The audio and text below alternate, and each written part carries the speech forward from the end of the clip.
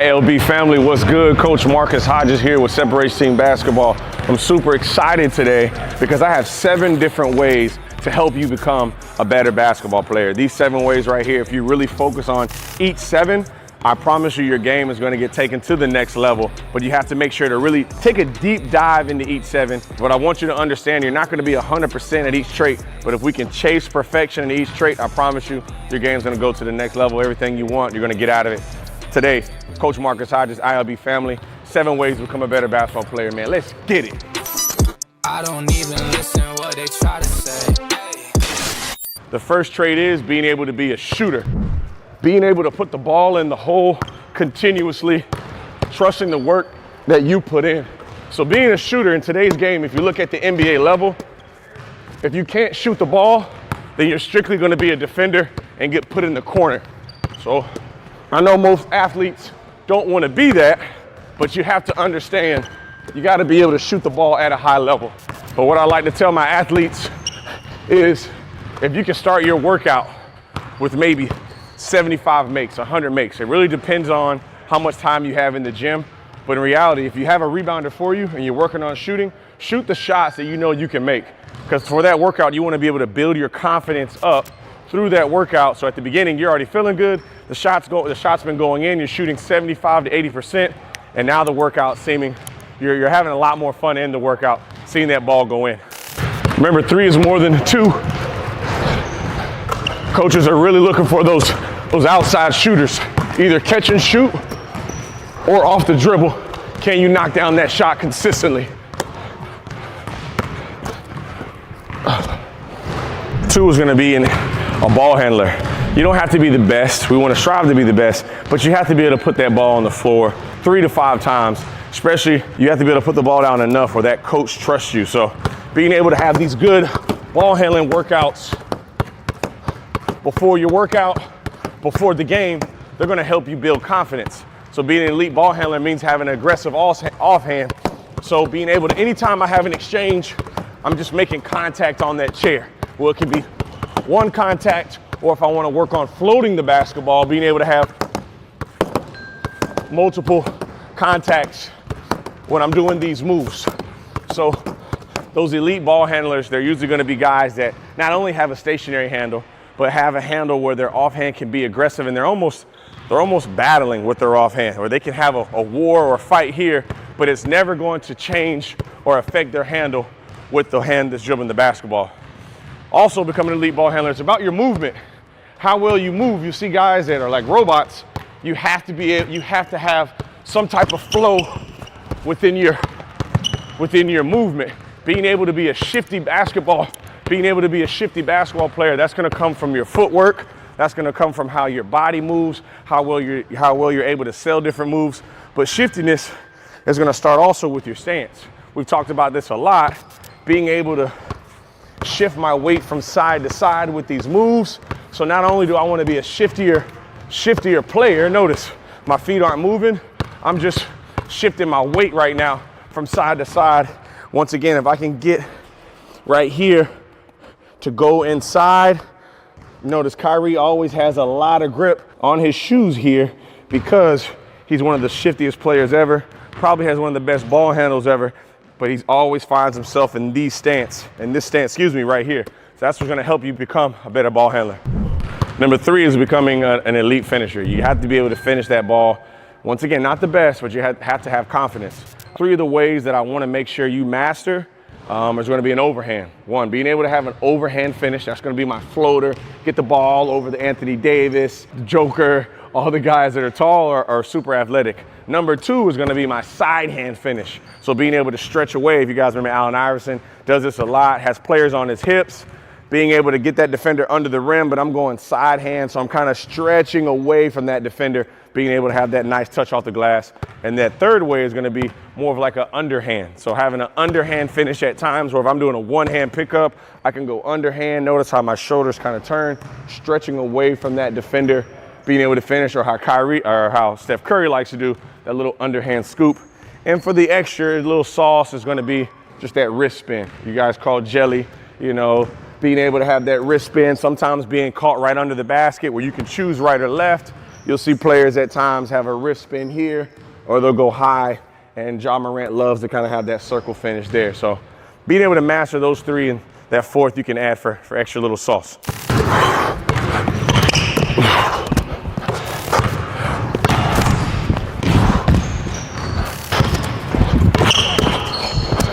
You get into the basket, just kind of imagine yourself finishing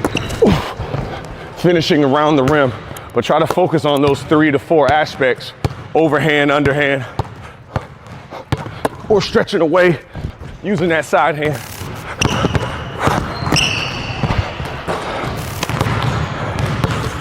Trying to master the art of finishing. Number 4, you guys' favorite, defense. Being an elite defender, one, has got to be a choice. You have to make a decision each and every day, each and every game, each and every practice that you're going to stop the person in front of you.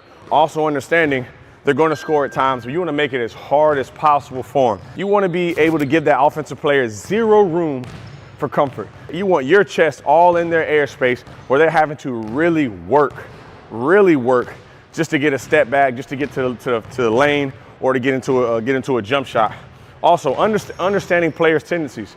Understand what players do really well, and then understand what players aren't able to do well. If you're not able to go left, I'm trying to force them left. If they're not able to go right, I'm trying to force them right. Or if they're not really good shooters, I'm going under every single screen, because I know at the end of the day, he's using that screen to try to get in the lane to attack, or to try to make some type of play.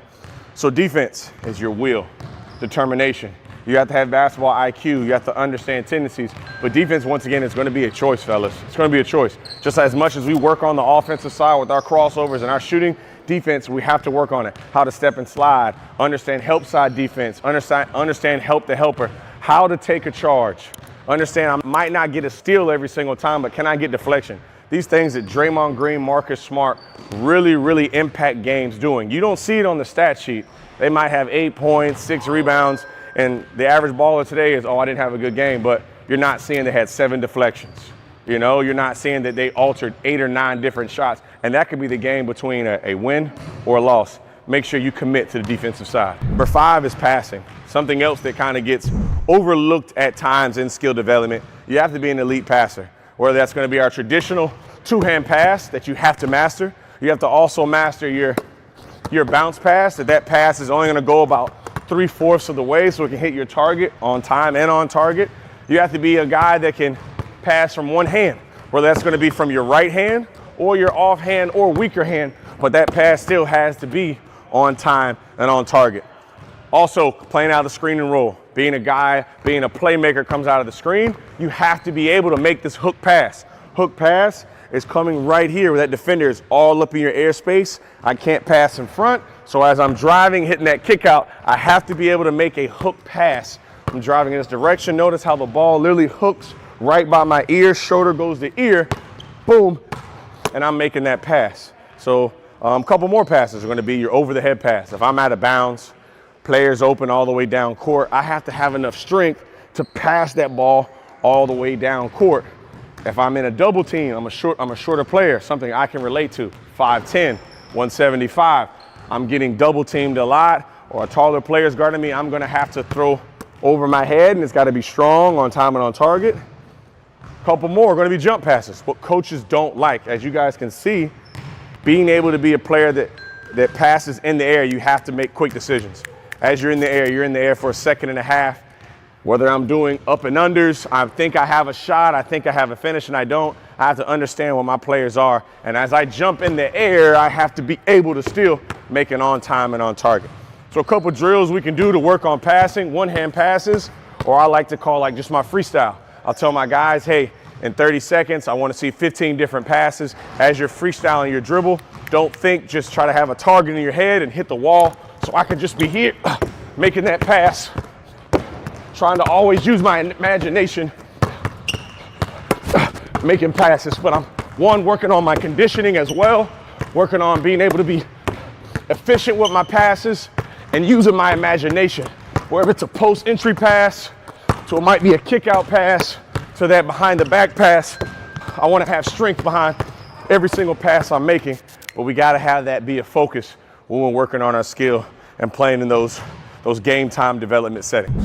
Number 6 is going to be being a deceptive player. Players don't always have the luxury to being the fastest guy, or you don't have the luxury to being the most athletic guy. So teaching not only deceptive moves, because as a skill coach, as a trainer, if I can teach you 6 to 8 deceptive moves, you'll start to understand the concept of being deceptive, and then you'll start to add that deceptiveness in your own bag. Whatever player you are, you'll start to add it. So a couple drills that I like to do is have my chest or my frame to almost face right at the nail. If you guys don't know what the nail is, the nail is right in the center of the rim. So right in the center of the rim where the free throw line is. So as I'm at the elbow, once again, my chest or my frame is here. I want to be able to take a dribble. As I take a dribble, my frame is going to get right towards that nail. So as I'm here, notice my chin and eyes looking at the rim right now. I'll take 2 to 3 dribbles. My chest will look towards the mid frame or towards the midline, and I'm just getting right into a push cross. So making it look like I'm seeing what's going on over here. Maybe I'm about to throw a pass, possibly retreat, and then I just explode out of nowhere. So I'm stationary, I'm here, my frame opens up, I push right to the rim. Another level of it is now have my chest face the rim, and as I take this dribble, now watch, boom, now it really starts to open up. This foot starts to drop back. As this foot drops back, I'm loading off this foot here. This is where 60 to 70% of my energy is, and I'm pushing right across my knee. So chest towards the rim, I dribble, load back, push and explode to the rim to have my finish.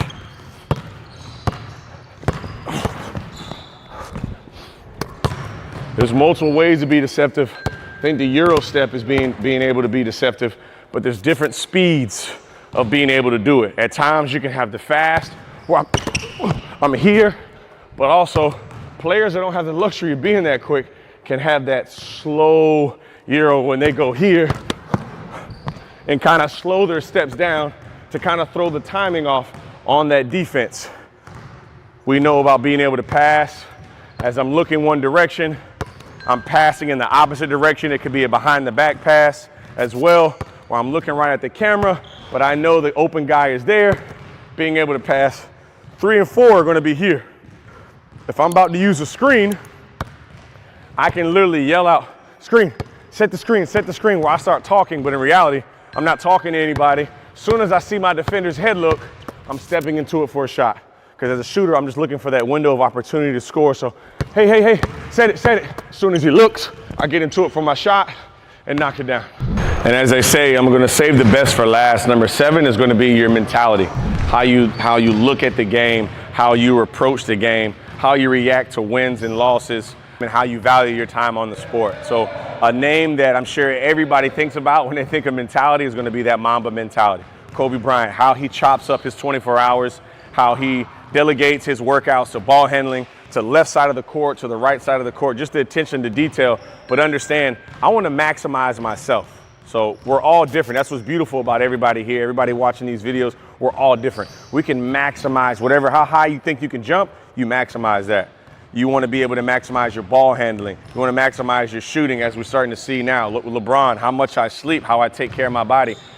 You might have been a player that you thought at the beginning you were going to play 5 or 6 years. Now you're playing 15 to 18 years because your mentality, your approach to the game is I want to eat healthy. I don't want to take as many cheat days eating. I want to really lock in. So your mentality is going to be more of your approach. Understand also that you're not going to be perfect. Understand we're all going to make mistakes. But I think the beauty also is growth comes from those mistakes.